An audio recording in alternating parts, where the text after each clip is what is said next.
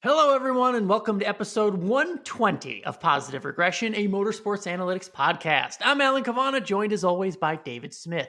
On this episode, we asked and you answered. Now, we will answer. Yes, an episode dedicated to listener questions, and we've got some good ones with some great nuggets of info on the way.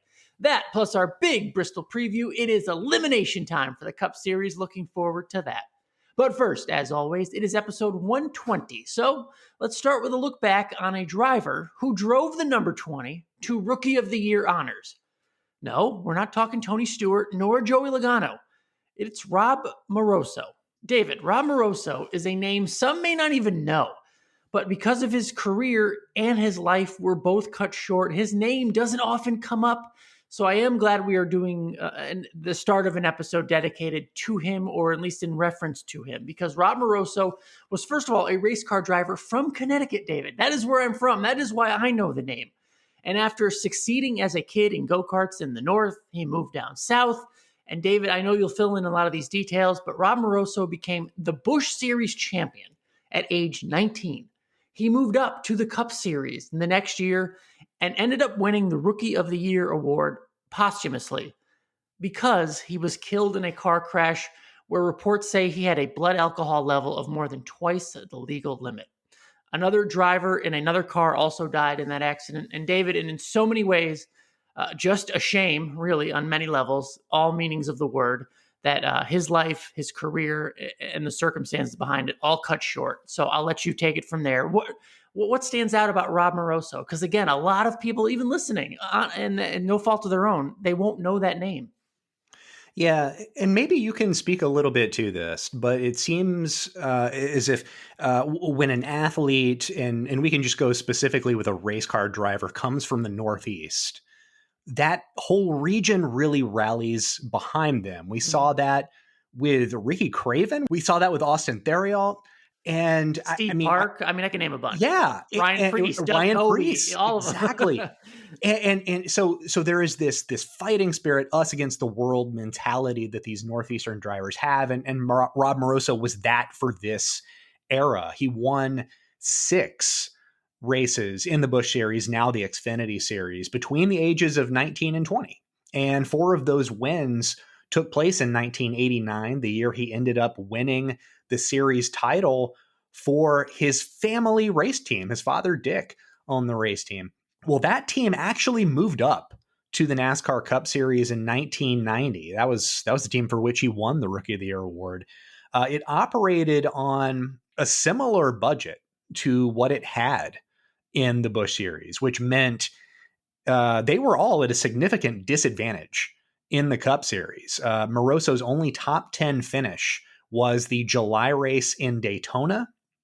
Steve Byrd was the team's crew chief in the Busch Series for their championship run. They promoted him to the Cup Series along with Rob Moroso, only to part ways with Steve Byrd after 3 races. And they replaced him with the icon, Suitcase Jake Elder.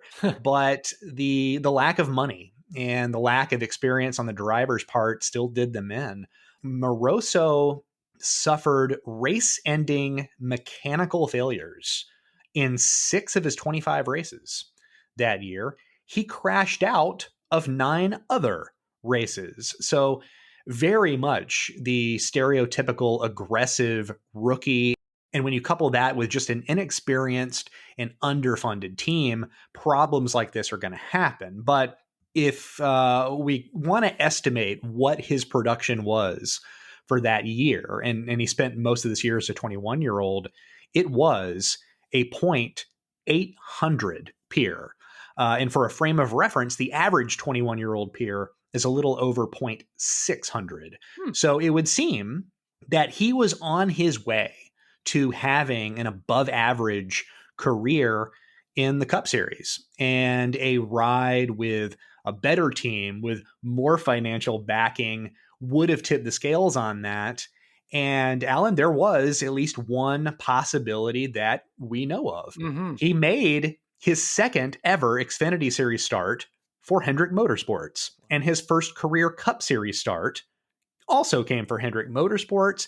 It felt a little like he was heading in the direction of one day driving for Hendrick full time. They were in the market for a young driver. That didn't come to fruition. That role might have gone to Jeff Gordon. But as we talked about, he was killed 4 days after his 22nd birthday, not soon after his race at North Wilkesboro. And it was because of that we did not see the full extent of his abilities in NASCAR's top tier, which all signs pointed to certainly an optimistic future behind the wheel. Absolutely. And, I encourage you guys, do a Google search of him, read the articles, read, the primary sources of information, if you will, the quotes back then from drivers about who this driver was and what his potential was. Even this Wikipedia page, I mean, it just reads like, a driver, not from the South who went through the Buck Baker School, affiliated with Hendrick Motorsports, right? I mean, does that sound like somebody we know? It sounds like a young Jeff Gordon, right? I mean, this was a similar path that Rob Moroso took, and terrible, shameful, right? As I said, circumstances, meaning in all meanings of the word for shameful. The way his life ended and who else was involved and everything that happened surrounding his death in Mooresville, North Carolina. But to look back on the potential, it's always just kind of sad to look back on a young driver with a lot of potential and to see it not come to fruition. So with that said, episode 120, looking back on Rob Moroso and his young career cut short. All right, let's get this episode started, David, because you put out the bat signal, and every time you do, we always get the greatest response on Twitter, on Discord, on wherever. You put out the bat signal for questions, and we try to provide some of those answers. And our listeners, David, are just so smart, and they provide such great questions, so we're going to go through some of them right now. So we are going to start from Jerry Eldred on Discord. His question: looking at analytics, is there anyone of interest driving for backmarker teams? Do we have a future Chastain, McDowell, DiBenedetto grinding out laps in a Rick Ware, MBM, Gaunt Brothers, or Live Fast car? Great question, Jerry. I mean, we're talking names like Josh Bilicki, James Davison, Joey Gase, Garrett Smithley. I mean, you can name a bunch, and I'm sure you will, David. But is there anyone grinding it out back there that, from analytics, that you can at least read something from? Maybe some potential for what they're doing in a car, used to run in the back of the field. It's a really fun question. I will stick with one answer, though. The driver I'm most fascinated by is James Davison. Purely as a passer, he has the second best surplus passing value among all drivers of all sample sizes. He holds positive surplus values on 550 tracks, 750 ovals, and road courses. Now, the caveat to that is that he is completing passes against the likes of some of the guys that you mentioned. Throw BJ McLeod in there, Quinn Huff in there. It would appear that he can pretty much get a position whenever he wants within his running whereabouts, but nothing really beyond that. He's limited by his equipment. He isn't scoring the high finishes. His best finishes this year are, not surprisingly, they are attrition based. And it's in a car that's not expected to get any good finishes based on its equipment handicap. And that helps explain his zero peer for the year. But I'm fascinated because he's 35. He's not a young driver, but he is a project. He's coming to stock car racing from Australia, and his background is eclectic. He's competed in Formula cars. He's competed in Star Mazda. He's done Indy Lights. He's been an IndyCar proper, and he's dabbled in sports car racing. And I think there could be some Marcos Ambrose potential if he were to get a quality ride, especially on the road courses. He hasn't hit a statistical peak, but that's coming soon. Age 39 is just 4 years down the road, so it's sooner rather than later. But I'd really like to see the extent of what we're able to see from him, because he's clearly able to just go out and boss his running whereabouts on every track type.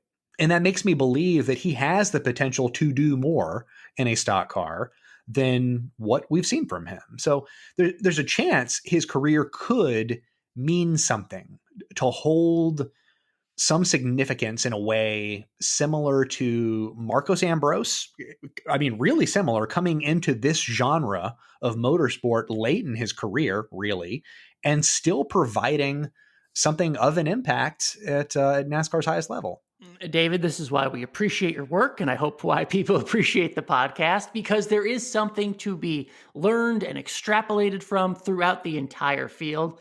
My question always to you is there any team principal, any GM, president, owner, what have you, that would actually take a look and see this deeper dive and see this potential in a driver like James Davison? Do you think it's possible? Is it not Rick Ware? Is it not a serious question? Is it not already Rick Ware to kind of understand what he has? I'm sure that there's some money being brought to the table, but I won't ignore the fact that he is in a car in most races, and that's better than most, right?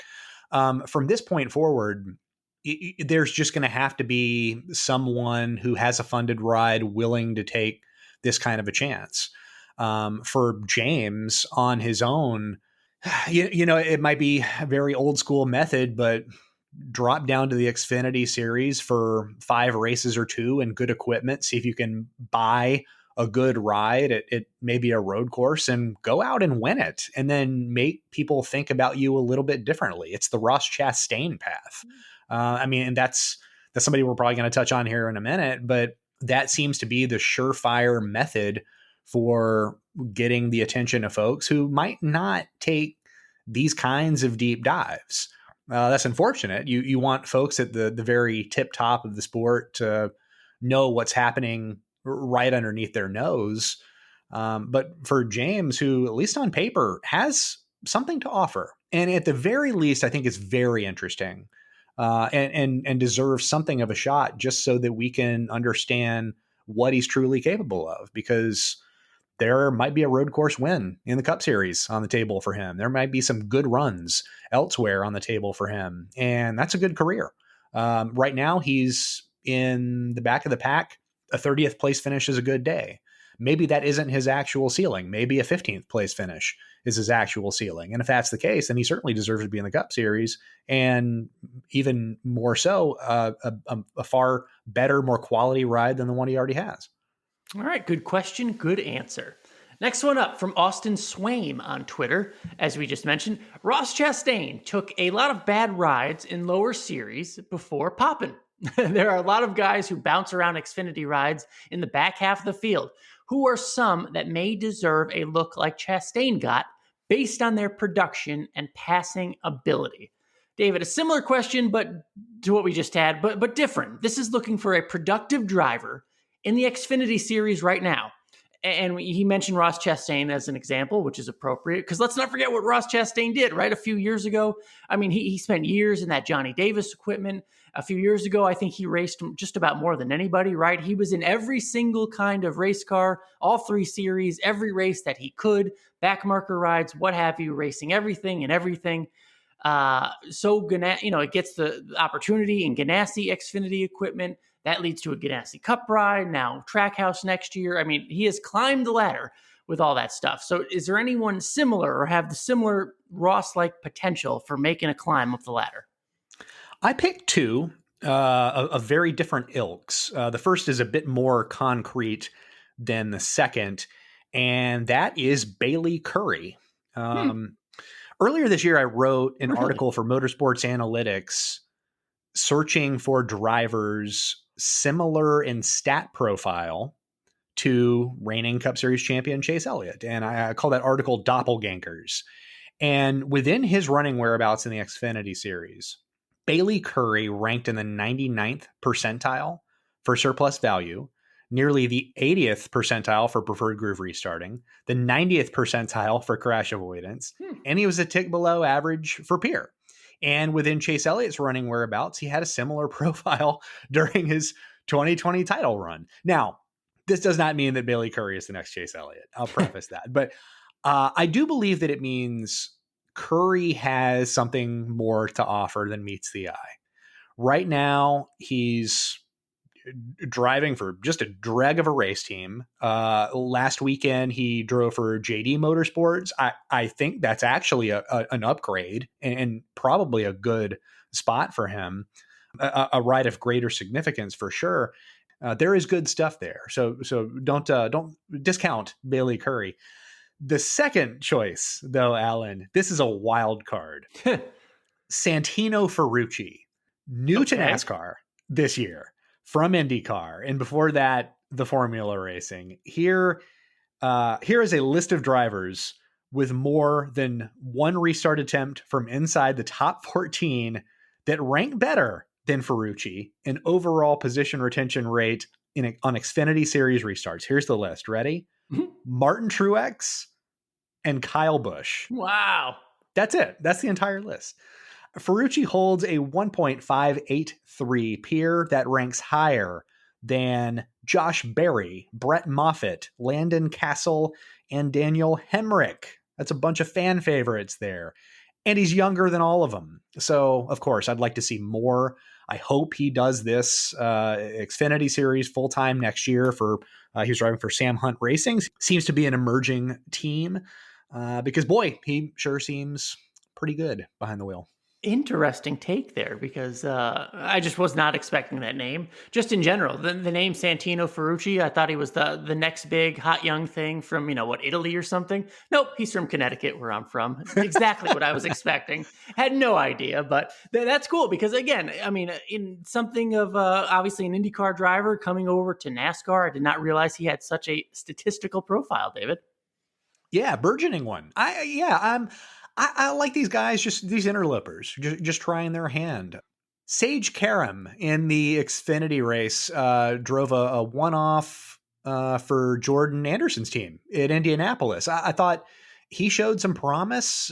Give me all of these guys from Europe, from IndyCar, wherever. I want to see what they can do, what they might have the potential to do. It's a lot of fun stumbling upon young talents this way. And in Ferrucci's case, he's come into just a handful of oval races in the Xfinity Series and has really shown some chops.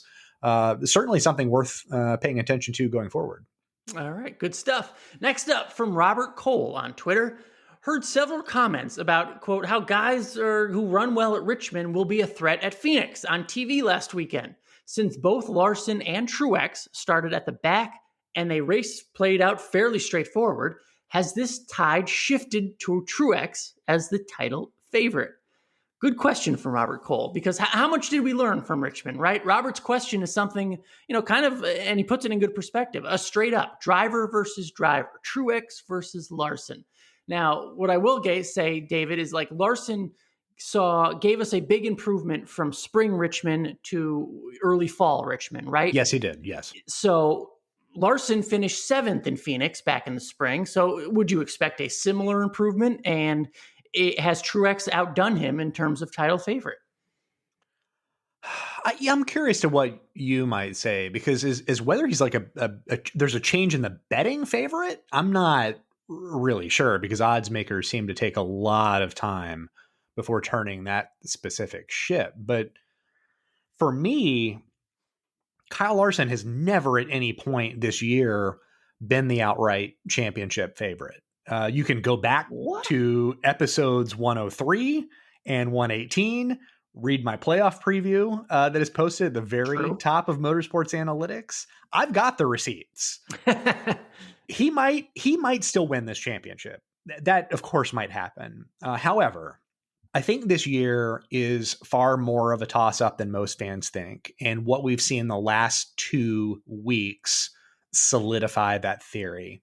JGR was always going to do this. They showed this kind of strength at the beginning of the season on playoff tracks, and nothing actually changed. Hendrick Motorsports had a fantastic summer on tracks that do not have playoff representation.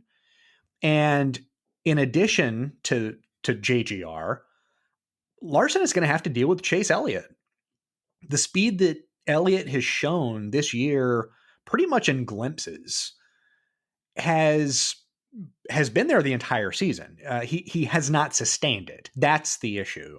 And if he's able to sustain it during some stretch of this year's playoffs, Larson will essentially have to deal with this funhouse mirror version of himself because Elliott's peripheral numbers are nearly perfectly in line with Larson's. Everything Larson can do on the racetrack, Chase Elliott can do, but slower. And if Elliott is faster, and his best lap ranking suggests it's there, again, it just hasn't been sustained, then it's game on. I think this is far more of a toss-up. I thought last year was a toss-up, but this year, even with Larson winning as frequently as he did and as dominant as he looked in spurts, I think it really is this close. I think every pit stop, every spot on the racetrack, everything from here on out matters, and we're kind of seeing that come to the surface at least through 2 playoff races. All right. So how much did we learn from Richmond, and how does that compare for Truex, if you will, if you're just doing straight up? I feel good if I'm Truex. I feel good if I'm Denny Hamlin. I think those two were always going to butt heads and compete against each other because those have been the 750 horsepower stalwarts all season long within JGR. They ranked first and second in points scored on playoff tracks with Talladega omitted earlier this year. We kind of knew going in that they were going to be 2 drivers to be reckoned with, even if their regular season records didn't exactly precede them. So I think Larson, at the very least, is he one of 5 title favorites? Absolutely.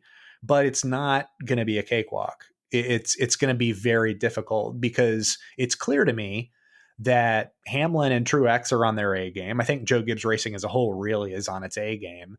So yeah, we've got a battle on our hands. I don't think there is an outright favorite at all. Good stuff. Looking forward to our Bristol preview. Another 750 track coming up. We'll get to that a little later in the episode. Next up, though, from Ryan Larkin on Twitter. Can we get a comparison between Eric Jones last year and Christopher Bell this year? I have not noticed much improvement overall with the number 20 team. Curious if there is a statistical justification for the move.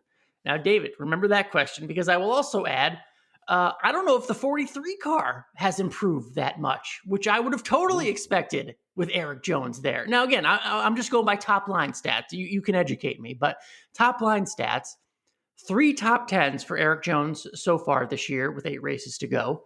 Last year, Bubba had 5 top 10s with 1 top 5 that Eric Jones does not have in that car this year. So I guess a 2-pronged question here. Has the 20 car improved at all? And what I kind of would be interested in, has the 43 car improved at all? So for the 20 car, last year, Eric Jones, age 24, ranked 10th in Peer with a 1.5 rating. He ranked 3rd in adjusted pass efficiency. He was 4th in surplus passing value. He ranked 19th in restart retention. From a speed standpoint, the number 20 team ranked 15th overall, and that was under the watch of crew chief Chris Gale. This year, the number 20 team, Christopher Bell, same age, 24, ranks 21st in Peer with a 0.87 rating. He ranks 18th in adjusted pass efficiency on non-drafting ovals, ranks 28th in surplus passing value, ranks 16th in restart retention. That's the lone driver upgrade. And in speed, the number 20 team ranks 11th overall with new crew chief, 2-time Cup Series championship winning crew chief Adam Stevens. So restarts in speed tend to be the upgrade. And also we'll throw in Chris Bell's road racing ability is a pretty incredible bonus. But for the most part, there was some drop off. At least it was mostly drop off compared to improvement. So Ryan Larkin's got a point here. Jones was fantastic last season in terms of his peripheral numbers. Bell offers some things better, some things worse, but all in all, he's a different driver. And that's obviously what JGR was shooting for.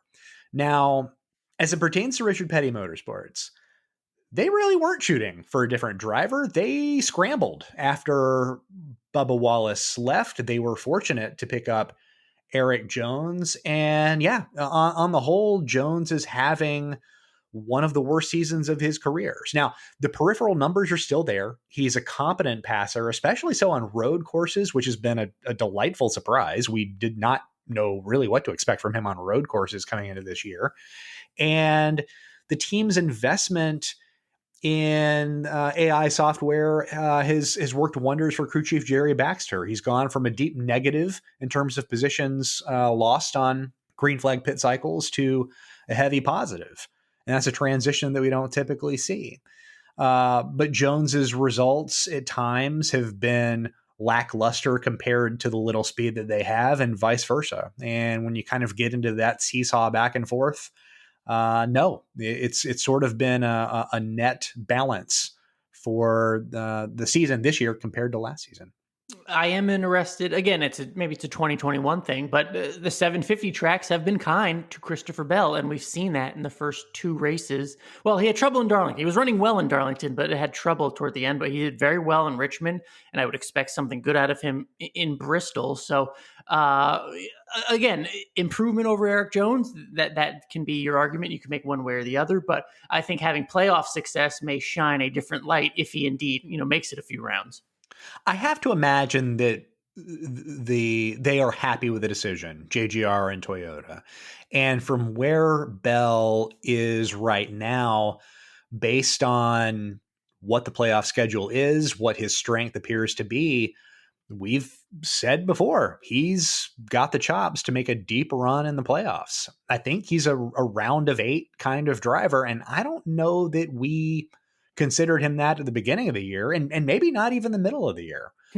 He does have that ability, and so does this team. That's entirely possible. I don't think there's any regret being had, but to the point of the original question, Ryan's point, I think there was a lot of trade-off to get to this point. They dispatched with a driver that was really good and had discernible strengths for another driver that is also really good and has different strengths. Next up from Ben Amato on Discord, are there ever times when peer can be a bit misleading and it becomes important to consider other stats more heavily when evaluating a driver? For example, Ben says, if you have a driver whose peer ranking isn't particularly great, but you notice a good surplus passing value and good restart retention, would that suggest maybe strategy or getting caught up in wrecks may be preventing them from producing better results and in turn a better peer? David, essentially, can peer be misleading? When we talk about peer, we talk about production and equal equipment rating, basically what a driver is doing, sans the equipment, if you will, or without everything equal. What is the driver providing? That's what peer tells us. But can peer ever be misleading depending on some of their circumstances? We actually just had one of those times. One of those examples that Ben was asking for came to the surface recently. Noah Gragson, at one point this season, ranked in the top 3 in Xfinity Series passing, top 5 in restart retention, and bottom 3 in peer. Now, judging by his passing and his restarting, we can guess that he's probably not one of the 3 worst drivers in the Xfinity Series. So, more than likely, he was better than his peer indicated. And lo and behold, has 2 wins in a row now. The season's hit a turning point and all is good. But that low production rating was still indicative of a major problem. If you can't finish races or get results that exceed or equal the strength of your team and your car, that might be the biggest problem you could possibly have in auto racing, because you don't get points for passing. You don't get purse money for restarts. That's not a thing. And certainly until he won these last 2 races, he was underachieving in a car for a team that won titles with its last 2 drivers before him, William Byron and Tyler Reddick. The common denominator was the crew chief, Dave Ellens.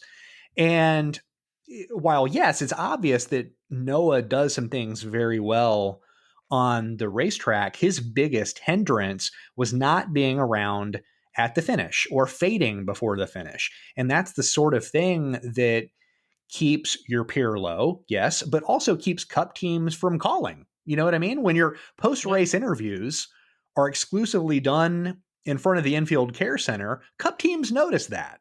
And maybe things are going in a different direction now, but Ben asked for an example. There you go. That is the best example that I think hits the nail on the head, where we have to fall back on other metrics to understand what it is that a driver does well. But simultaneously, I think his low peer at the time was perfectly indicative of his biggest problem. And we've done whole episodes on crashing, and I know Ben is a loyal listener, but he used the term getting caught up in wrecks. And I know you've said before, David, you don't really get caught up in wrecks, or if you do, that is your fault, right? I mean, bad luck happens sometimes, but if it happens a little too much, crashing, wrecking, it is your fault regardless, right? I feel like at least the last few years, not having 100% awareness is the hallmark of the Xfinity series in general. For a lot of cases, these drivers are young, right? Like this is supposed to be a developmental series, and boy, that has never been more the case than what we've seen recently. And Noah Gragson's been a part of that. These accidents that he's found himself in have largely been because of his doing. He happened to be there. Well, you don't have to be there, and that's something that he's going to have to slowly learn. And once that issue turns the corner, then you're going to have a more complete race car driver who does have quantifiable potential that we could expect more from, better finishes, and ultimately a higher peer. All right, great question. Great example, David. Thank you for that. Finally, let's wrap it up with Ja G on Discord. This is a really weird one, he says, because, and it may not even be possible to answer, but on a pop cultural front, assuming we take Ricky Bobby's mantra at face value, what would the statistical profile, like peer, of a driver look like who wins half of the races but crashes out and finishes last in the other half? What would that statistical profile look like, David? And I just thought of a baseball example: someone who either hits home runs or strikes out. Is that a comparable stat, or how do you look at such a question? What a statistical profile would be at someone who wins half the races and finishes last in the other half? I mean, I took it on the nose, just as it is. The crash frequency here is easy to sort out.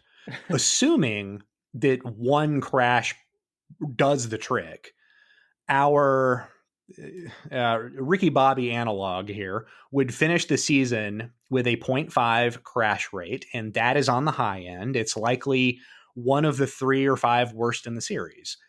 But as for his peer, we will assume that he has a good car and team and pick everything that goes with it. So this is an estimation. For his production and equal equipment rating across a 36 race season, it would be a tick over 3.9, which is a fantastic rating. Which, Alan, it makes sense because he wins 18 of 36 races. But he also did nothing in the other 18, which grounds it a bit. But even then, the first or last philosophy seems to be, from a production standpoint, in line with what we've seen from Kyle Larson this season. Just, it's obviously a much different pathway, but I don't know, at the end of the day, if you're winning 18 times a year, if you are literally first or last, that's not a terrible record. I would hope an owner would want an 18-time winner, even if it took 18 other cars out, right? I mean, because it comes, the balance there, the yin and the yang of it. But I would hope the 18 wins balances out the 18 crashes. I think it would, right? It really makes you wonder, why was there even a point in that movie that Ricky Bobby was at without a ride? If that was, if this was indeed his philosophy and he lived it to its fullest, how many wins did he actually have, and why were owners wanting no part of that? That's the real question. What an excellent question. That is something for another episode one day. But great question. And do you compare? Would you compare that to my baseball example, homers and striking out? I think again, I think as an owner, you would want that, right? If someone has like what a 50% shot at hitting a home run or striking out, I think I would take those odds. But I mean, I feel like you're not giving it its due. I feel like it's either a grand slam, or Yeah. Okay. it's like it's not just a strikeout. You got to get somebody else out. So you've got to like ground out, but then it turns into a triple play or something. Like Okay. Even more that's like, extreme. it's got to be a wider disparity than what you're giving here, because really this is like the best and worst of auto racing sort of encapsulated in one stat profile. All right. I would take them. If it's a grand slam or a triple play, I would still take them. So Yeah, it'd be really frustrating. excellent questions. Another great segment provided by our listeners. So thank you for those questions. We had fun answering them. Let's move on to our Bristol race preview. It is the Bristol Night Race, David. It is the first time we have seen the Bristol track, the one we know of anyway, right, on the concrete, because they were on dirt earlier this year. It is the third race of the first round, so eliminations will be made. There are some drivers in desperate positions, obviously 4 of them who need to work their way into the top 12 by either getting points or a victory. So being that it is the first time we have seen the Bristol pavement this year, David, let's just talk about the track itself. What matters, right? We talk about this a lot when we talk about racetracks and races. Is it speed? Is it the restarts? What have you? What matters at Bristol in terms of a path towards success? Bristol typically plays host to races with high caution volumes. And I say this because last year's playoff race at Bristol was a wild outlier. It was a rare Bristol race that contained a green flag pit cycle, and that simply is not the norm. I don't even know how much stock I put into that race. It was so bizarre. But for the most part, the formula for Bristol is short run speed and well executed restarts. And those restarts are paramount. The outside groove at Bristol is the single most dominant restart groove in all of NASCAR. Across last year's 2 races, those are the only 2 races on this 750 package with the updated downforce. Those occupying the outside line retained position 98% of the time. Wow. That's big. If you're just starting to listen to this podcast, 98% is friggin' huge. Compare that to the inside groove's 16% retention rate. This is a tremendous disparity, right?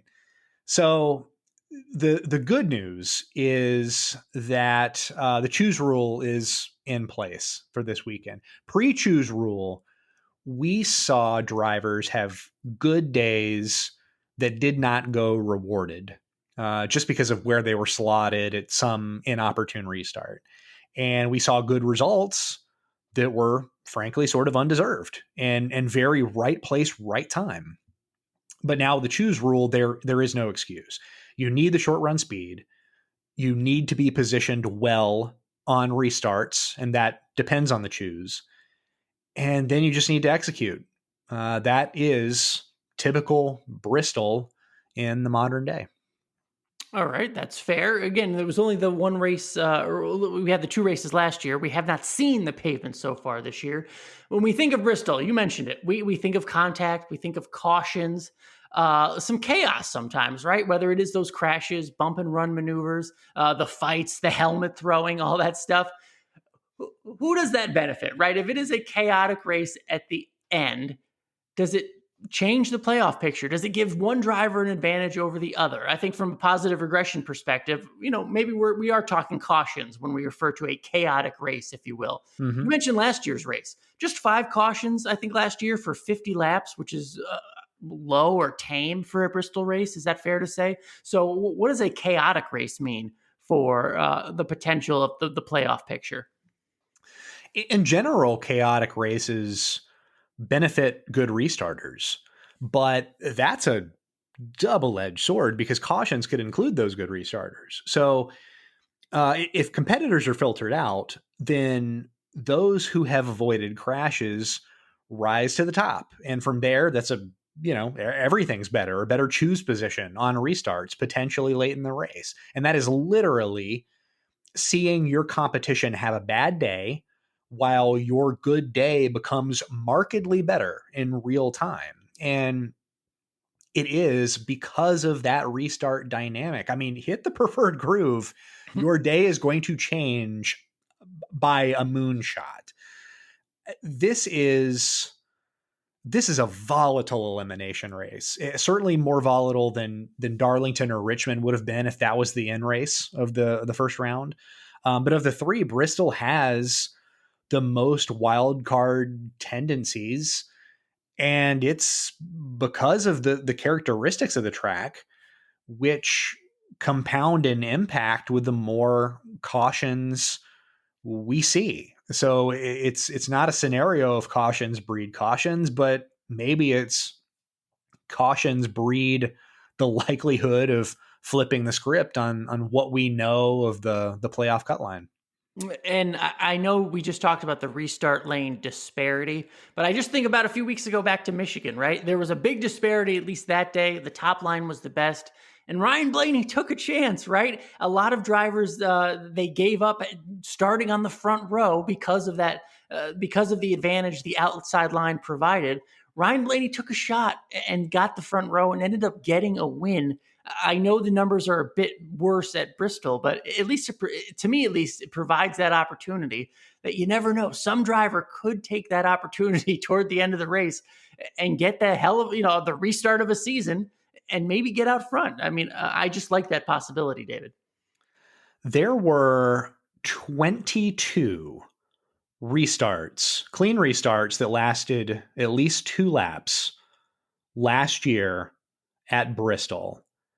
There was just one pass for the lead from the car lining up the inside of the front row, and that was Brad Keselowski. It took place on lap 68 of the Bristol Spring Race, but that was the only one. Some listeners will hear problems. There are drivers who listen to this podcast that will say, so you're telling me there's a chance. And I hope we see it in the last 50 laps of Sunday's race. So on that note, let's do our picks for the win. I will let you go first because I'm just so conflicted. I'll tell you why. So I'll let you go first. Who is winning the race on Saturday night, David? In hindsight, this might be obvious, but I'm going to pick Kyle Busch, 8-time Bristol winner. He is good at Bristol in the good times. He is good at Bristol in the bad times. He finished fourth, and second in the last 3 races there, during which he was encountering a vicious dip in his speed. And after the last 2 weeks, last 2 playoff races, he needs this race. He needs a positive result. History says that he'll get a good one, and I think it's possible that he even wins the thing. All right, good, because I about talked myself out of picking Kyle Busch, and I'm glad I'm now on your side. So someone named Kyle will win this race. That's what I'm going. I'm settling on. But David, the only reason because I was so into the metrics, so into the analytics and the data at motorsportsanalytics.com with Kyle Busch that the head says, all right, he doesn't have the speed, the 750 speed that some of the other drivers have, right? He doesn't have some of the other positive metrics that I wanted to see. The heart tells me he's Kyle Busch at Bristol, who needs this race, who was running quite well last week. That's why I want to pick Kyle Busch. So you helped talk me out of it. Is that cool? Yeah, I don't think he's fallen off that much to where he's going to be floundering for a top 10 finish at Bristol. I would really be surprised if it's gotten that bad. I think at his core, he's one of, if not the best driver in the sport, right? He knows Bristol. He knows what he wants from his car at Bristol. I really don't see that going so far south that he is completely out of this one. So yeah, I think he's going to be feisty enough with or without speed. All right. We're both taking Kyle Busch. All right. Your contrarian pick. Give it to me. Kurt Busch is my contrarian. Nice. He has top 4 speed during these playoffs, no matter how you shake it. Average median lap time, average best lap time. And while I think the Chip Ganassi Racing contingent will be fast this weekend, that includes Ross Chastain, the restarts will be the separator. Chastain, for my money, is not the restarter we need him to be just yet. I thought it was good on him to sort of admit that after the Richmond race and the Darlington race. These restarts just aren't there. He's working on them. But Kurt Busch has that reputation. And we said that's what's needed at Bristol. Speed and restarts, even in what's been a down season in this regard, just in terms of restarts. He is smart enough to identify where and how to restart. And as we said, has the speed to burn. So that's the exact recipe for Bristol. And I'm all in on the Busch brothers for this weekend. Nice. I guess I'm all in on JGR, Joe Gibbs Racing. I'm picking Seabell again. It worked for me last week, I guarantee. He'll probably get a spot in my NASCAR Fantasy Live starting lineup. Christopher Bell, if you're still sleeping on him, I don't know why. Decent run last year with LFR in the spring here at Bristol, in better equipment now. You know, he doesn't need to win to advance, but I think he will do well. 750 horsepower performance is where he's at. In the Xfinity Series, he has done well here at this track. So I just think the train keeps rolling. Easy top 10 for Christopher Bell. What do you think? I think he will advance to the next round of the playoffs. And that round is going to be really interesting for him with the Roval, with his newfound road course ability. Vegas, a 550 track, is a big toss-up, as is Talladega. That is going to be a challenge for him, but I think this weekend shall be easy. All right, good stuff. So there you go. Episode 120 of Positive Regression. We covered a lot and looking forward to the Bristol night race as always. Don't forget, we are available on all major podcast platforms, no matter your device. Our entire back catalog of episodes is available for free at posregpod.com. If you like what you're hearing, please leave a rating or review. That stuff helps in spreading the word. We, of course, notice it is so appreciated. If you have any questions, we would love to hear them. Obviously, we just did a whole episode based on your questions because they are so good. Reach out to us on Twitter at posregpod, POSREG. P-O-D. David, what do you got this week? You are always working hard. This week on NBC Sports, I'm writing on the speed breakout of Chip Ganassi Racing. That will be posted Thursday morning, and I will have my Bristol race preview early Saturday morning. So please check both of those out. You can either follow me on Twitter at David Smith MA, or just visit nascar.nbcsports.com. I will be reading all of that because I always do, first of all, but especially this week because I'll be back at the track, David. I am calling the race on pit road for the Performance Racing Network. Happy to say I will be back there for both Friday and Saturday night's races. So it will be fun to be back at Bristol and call those races from the pits. As always, make sure you also check out my Twitter account at Alan Cavanna for all the good stuff we got going. If you are listening Thursday morning, thank you for being a subscriber. And make sure you check out my account for the latest edition of our video from Speed Sport, Quick Hits, getting you ready, previewing the entire world of racing in the weekend coming up well beyond NASCAR. That's always a good video. Let me know what you think. And then on Friday afternoons, Fantasy Live from NASCAR.com. I hope you are still full in to your fantasy team because it is a big playoff reset. So hopefully you are getting something out of listening to this podcast and watching Fantasy Live and having a great fantasy week because of it. I don't mean to brag, David, but I like to boast that I've been pretty good the last few weeks. So you get something out of it, myself and Amy Long. So make sure you watch that as well. But looking forward to that. Thank you for listening to episode 120 of Positive Regression. For David Smith, I'm Alan Cavanna. We'll see you next week.